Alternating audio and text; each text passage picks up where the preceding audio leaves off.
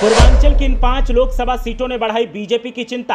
करो या मरो के बन रहे हालात। अगर ये हाथ से निकली तो केंद्र की कुर्सी हो जाएगी दूर। पश्चिम में चुनाव हो गया संपन्न, लेकिन पूर्वांचल में बढ़ता जा रहा सियासी पारा। जीत का मंत्र तैयार करने में लगे रणनीतिकार। पीएम मोदी और सीएम योगी के माथे पर भी आ रहा पसीना। नड्डा हो या अमित शाह, सबको बस एक ही चिंता, कैसे भी हो यूपी में सियासी समंदर कर लिया जाए पार। अगर डूबे तो हैट्रिक लगाने का सपना रह जाएगा अधूरा।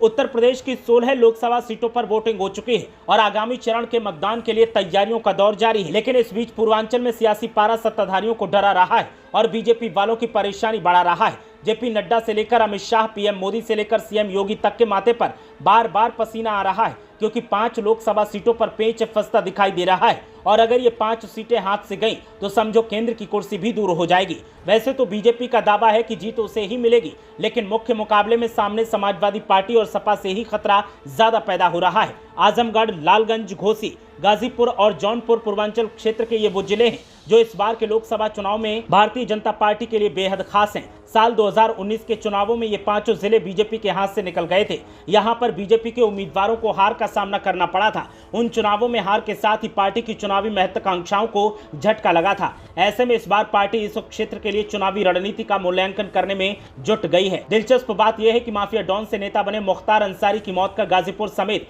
बाकी जिलों में इस बार चुनावों में असर देखने को मिल सकता है। उत्तर प्रदेश की 80 लोकसभा सीटों में पूर्वांचल की 5 सीटें बीजेपी के लिए बहुत ही महत्वपूर्ण हैं। पूर्वांचल की सभी लोकसभा सीटें पिछले चुनाव में समाजवादी पार्टी और बहुजन समाज पार्टी के पास चली गई थी। जिन खास उम्मीदवारों को पिछले लोकसभा चुनाव में हार का सामना करना पड़ा था, उनमें मनोज सिन्हा का नाम सबसे खास था।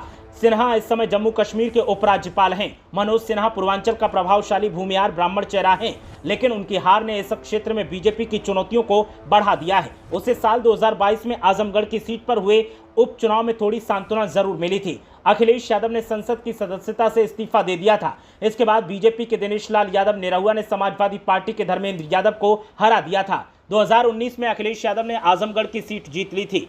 इसी तरह से 2019 के चुनावों के दौरान बीएसपी के उम्मीदवारों को लालगंज, घोसी, गाजीपुर और जौनपुर में जीत हासिल की थी। इन उम्मीदवारों की जीत को पूर्वांचल के निर्वाचन क्षेत्रों के राजनीतिक परिदृश्य में एक महत्वपूर्ण बदलाव का संकेत बताया गया था। खास तौर पर कुछ सीटों जैसे कि गाजीपुर और जौनपुर में ऐतिहासिक तौर पर बीजेपी का दबदबा रहा है और हाल के साल में पार्टी को एक कठिन चुनौती का सामना करना पड़ा है। पूर्वांचल की एक और सीट चंदौली में बीजेपी को जीत जरूर मिली थी, लेकिन ये जीत बहुत ही मामूली अंतर से थी। साल 2014 की शानदार जीत की तुलना में 2019 में बीजेपी के डॉक्टर महेंद्र नाथ पांडे ने सिर्फ 13,959 वोटों के मामूली अंतर से सीट जीती थी। ये क्षेत्र में उभरती गतिशीलता और बढ़ती प्रतिस्पर्धा को रेखांकित करता है। गाजीपुर में साल 2019 में बीएसपी के अफजाल अंसारी ने चुनाव जीता था। अफजाल अंसारी ने 1,19,392 वोटों के अंतर से बीजेपी के मनोज सिन्हा को हराया था। गाजीपुर से सिन्हा 3 बार सांसद रह चुके हैं। उनकी हार से बीजेपी को बड़ा झटका लगा था। इसी तरह से जौनपुर लोकसभा सीट से भी साल 2019 में बीजेपी को हार का